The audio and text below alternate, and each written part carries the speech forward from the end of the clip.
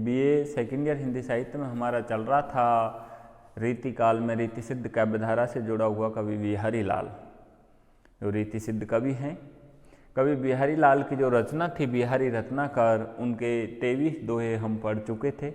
इसके बाद अगला जो 24वां दोहा है वो है, इत आवत चली जात उत चली 6-7 हाथ, चढ़ी हिंडोरे सी रहें लगी उशासन साथ। देखिए यहाँ नायिका की वियोग अवस्था का वर्णन है और नायिका की कोई सखी है जो नायिका की इस तरह की वियोग उस अवस्था को नायक के समक्ष पेश करते हुए बता रही है कि चढ़ी इत आवती चली जात उत, कि नायिका है वो नायक के वियोग में ऐसी लग रही है कि जैसे मानो वो कभी तो इधर आ रही है कभी उधर जा रही है। अब नायिका कहीं भी नहीं जा रही है, वो एक ही जगह है, लेकिन नायिका का जो पेट है वो लंबी लंबी सांसों से, नायक के वियोग में जो लंबी सांसें निकल रही है उससे नायिका का जो पेट है वो ऊंचा नीचा हो रहा है, और वो नायिका की जो सखी है उसको ऐसा लग रहा है जैसे मानो वो कभी तो इधर आ रही है कभी उधर जा रही है। अब ऐसा इत आवती चली जात उत चली 6-7 हाथ, और वो मानो ऐसी लग रही है जैसे मानो उस नायक के वियोग में वो लंबी लंबी सांसें ले रही है, लंबी लंबी सांसें ले रही है, तो नायिका का जो पेट है और ऊंचा नीचा हो रहा है, तो वो नायिका की सखी को ऐसा लग रहा है जैसे मानो वो 6-7 हाथ कभी तो इधर जा रही है कभी उधर आ रही है। कैसी? चढ़ी हिंडोरे सी रहें, जैसे मानो कोई हिंडोरे का मतलब होता है झूले पे चढ़ करके, और वो कभी इधर आ रही है कभी उधर जा रही है। इस तरह वो नायिका की सखी को आभास हो रही है। तो वो कह रही है कि चढ़ी हिंडोरे सी रहे लगी उशासन साथ। इस तरह उस नायिका की से उशासें, उशासें का मतलब होता है वियोग में, इस तरह की वो लंबी लंबी सांसें उसे इस तरह की जुड़ी हुई है कि उन लंबी लंबी सांसों की वजह से नायिका का जो शरीर है वो ऐसा लग रहा है कि कभी तो वो मानो नायक के वियोग में वो कभी तो इधर जा रहा है कभी उधर जा रहा है। अब ऐसा क्योंकि वो लंबी लंबी सांसें ले रही है, लंबी लंबी सांसें ले रही है, तो कभी नायिका का जो पेट है वो कभी तो फूल रहा है कभी वो पिचक रहा है। तो इस तरह फूलने से और पिचकने से वो नायिका की जो दशा है वो इस तरह की हो रही है, वो देखने वाले को ऐसा लग रहा है जैसे मानो वो हिंडोरे पे बैठ करके, झूले पे बैठ करके कभी तो 6-7 हाथ इधर जा रही है कभी 6-7 हाथ वापस आ रही है। तो उस दशा को बतलाते हुए वो बतला रही है नायक को। नायिका की सखी क्या कर रही है?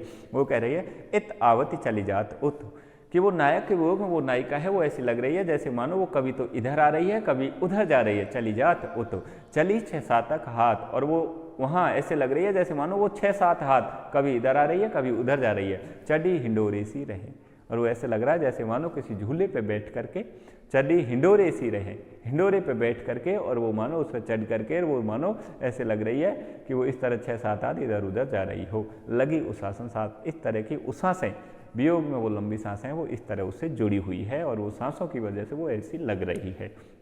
अब देखिए यहाँ नायिका की जो वियोग अवस्था बतलाई गई है, इसमें ऊहा का चित्रण है। ऊहा का मतलब है वियोग की अत्यधिक वेदना, वियोग की अत्यधिक जो वेदना होती है उसको ऊहा बोलते हैं। ऊहात्मक चित्रण किया गया है। नायिका की वियोग अवस्था को इस तरह बतलाया गया है नायिका की सखी के द्वारा। तो यहाँ बढ़ा चढ़ाकर बताया गया है, क्योंकि 6-7 हाथ इस तरह ऊंचा नीचा होना ये एक अतिशयोक्ति सी लगती है, तो बढ़ा चढ़ाकर भी बताया गया है। आ गया समझ? अगला जो दोहा है वो देखिए, लिखन बैठी जाकी सभी गही गही गर्भ गरूर, भयन केते जगत के चतुर चितेरे कूर। देखिए यहाँ नायक के सौंदर्य के मामले में बताते हुए कह रही है, क्या कह रही है? नायक के सौंदर्य का वर्णन करते हुए नायिका के समक्ष कोई सखी कह रही है, क्या कह रही है? लिखन बैठी जाकी सभी, लिखन बैठ जाकी सभी, कि अगर मैं उस नायक की उस सौंदर्य का वर्णन अगर करने लगूं, लिखन बैठ जाकी सभी, उसके उस सभी, अब सभी देखिए यहाँ सभी शब्द है वो अरबी फारसी का है, जो हिंदी के छवि है सुंदरता। अगर सुंदरता को यहाँ सभी कहा गया, तो वो कह रहे हैं लिखन बैठ जाकी सभी, कि मैं उस नायक के उस सुंदर रूप को जैसे ही लिखने बैठती हूँ, उसका वर्णन करने लगती हूँ, तो गही गही गर्भ गरूर, गही गही, देखिए गही का मतलब है मैंने जो ग्रहण कर रखा है, मैंने जो इस तरह का जो अभिमान रख रखा है। कौन सा अभिमान रख रखा है? मेरे को जो गर्व है, गरूर यानी बहुत ज़्यादा, किसका? सौंदर्य चित्रण करने का जो मेरे को बहुत ज़्यादा गर्व है, वो गर्वी गरूर का मतलब है नष्ट हो जाता है। अर्थात मेरे को जो बहुत ज़्यादा जो गर्व है, नायक के सौंदर्य का वर्णन करने का जो गर्व है वो भी नष्ट हो जाता है। लिखन बैठ जाकी सभी गही गही गर्भ गरूर, बहन केते जगत के। और देखिए वो कह रहा है कि मैं उस नायक के उस सौंदर्य का वर्णन जैसे करने लगती हूँ तो मेरे अंदर जो गर्व है सौंदर्य चित्रण करने का वो इस वजह से नष्ट हो जाता है, क्योंकि वो नायक का सौंदर्य है वो इतना बढ़ा चढ़ा है कि भय न केते जगत के, भय यानी हो गए न जानूं कितने ही जगत के संसार के चतुर चितेरे कूर। चतुर जो चित्रकार हैं वो भी कूर का मतलब हीन, अर्थात उस नायक का सौंदर्य चित्रण करने में संसार के बहुत सारे जो चित्रकार हैं, कितने ही चित्रकार हैं, वो भी ये मानो कि अपनी चित्रकारी के जो गर्व है उस गर्व से रहित हो गए, अर्थात वो भी चतुर चित्रकार हैं, वो भी उस चित्रकारी को लेकर जिनको गर्व था वो भी मानो उस नायक के सौंदर्य चित्रण करने में वो भी मानो कि हीन हो गए, अर्थात उस सौंदर्य चित्रण को नहीं कर पाए। इस तरह का बड़ा चढ़ा उस नायक का सौंदर्य है। ऐसे उस नायक के सौंदर्य को जब मैं लिखने बैठती हूँ तो मैं भी जो गर्व है सौंदर्य चित्रण करने का उससे मैं भी रहित हो जाती हूँ। इस तरह वो नायिका की सखी है वो नायक के समक्ष उस नायक के सौंदर्य का वर्णन करते हुए बता रही है। तो इसमें भी नायक के सौंदर्य को बढ़ा चढ़ाकर बताया गया है, तो इसमें भी अतिशयोक्ति अलंकार है। आगे देखिए, लो तो लगिया मन सदन में हरि आवे की ही वाट, बिकट जटे जो लगी निपट खुटे न कपट कपाट। देखिए क्या कहा है, ये भक्ति संबंधी दोहा है और इसमें नीति की बात भी बतलाई गई है बिहारी जी ने। वो कह रहे हैं तो लग या मन सदन में, तो यानी तब तक लगे हुए हैं इस मन रूपी घर में, रूपक अलंकार का प्रयोग है। तो कवि बिहारी जी कह रहे हैं कि इस मन रूपी घर में तब तक लगे हुए हैं क्या, कपट कपाट, कपट रूपी किवाड़, हरि आवे की ही वाट।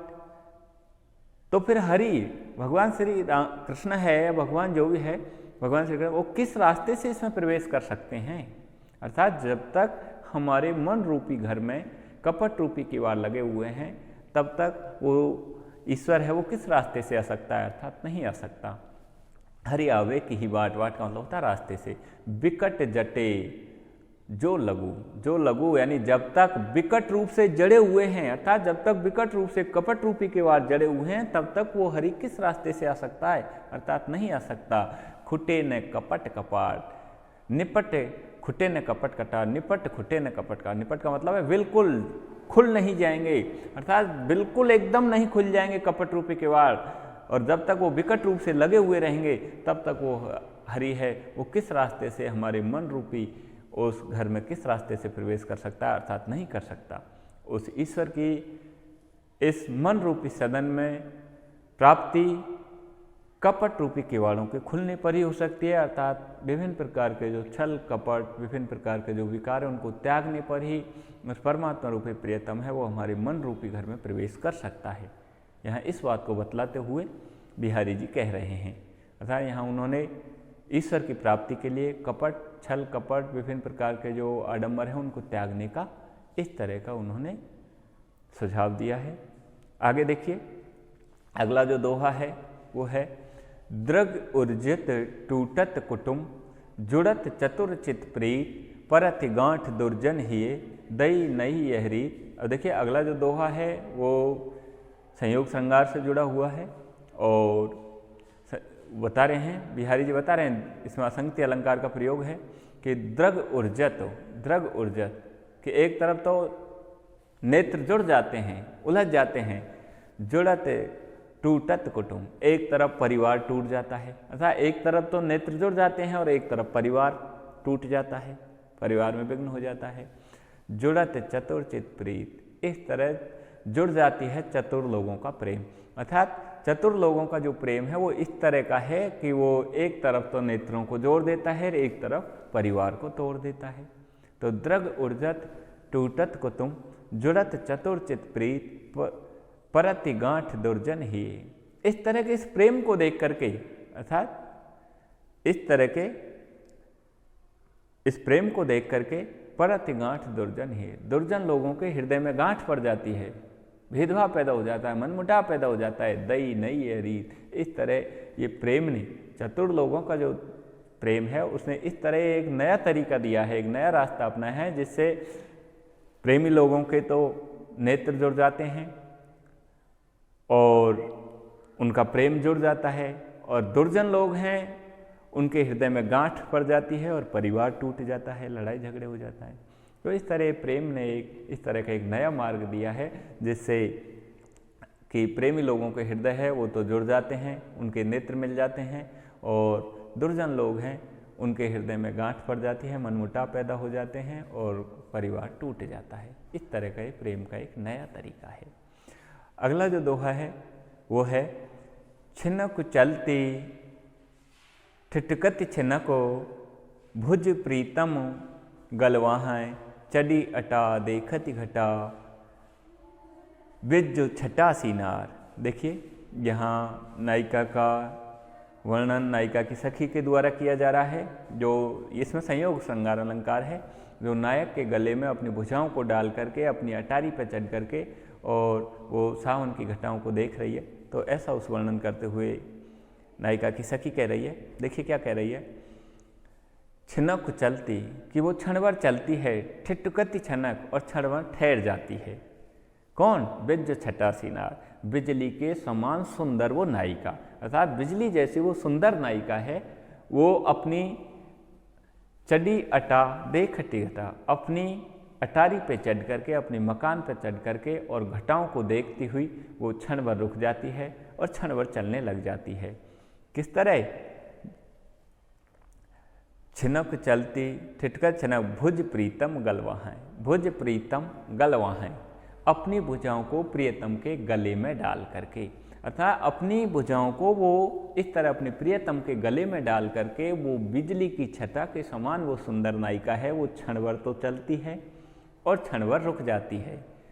अब ऐसा चढ़ी अटा देखत घटा, इस तरह वो अपनी अटारी पर चढ़ करके, और इस तरह वो नायिका है वो इस तरह अपनी अटारी पर चढ़ करके अपने नायक के इस तरह गले में अपनी भुजाओं को डाल करके वो इस तरह क्षण भर चलती है, क्षण भर ठिठक जाती है, बिज छटा सीनार, और इस तरह वो बिजली की छटा के समान वो सुंदर नायिका इस तरह वो अपनी अटारी पर चढ़ करके और घटाओं को देख रही है।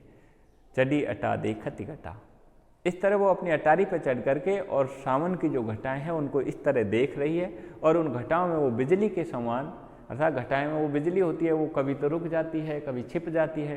तो इसी तरह बिजली के समान, घटाओं के उन बिजली के समान वो सुंदर नायिका है, वो अपने नायक के गले में इस तरह अपनी भुजाओं को डाल करके और वो इस तरह मकान के ऊपर, अटारी के ऊपर क्षण भर तो चलती है और क्षण भर रुक जाती है। इस तरह दिखाई दे रही है। अर्थात जिस तरह काले बादलों में बिजली की छटा दिखाई देती है, अब यहाँ नायिका है वो तो बिजली की छटा के समान सुंदर है, और नायक है वो काले बादलों के समान सांवले कलर का है।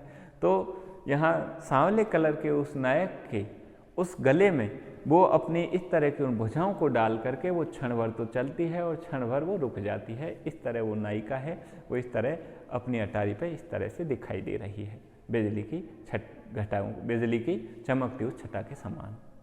आ गया समझ? तो देखिए यहाँ नायिका का जो सौंदर्य है वो बादलों में चमकने वाली उस बिजली से उसकी तुलना की गई है, तो उपमा भी दी गई है। आ गया? उपमा अलंकार भी है।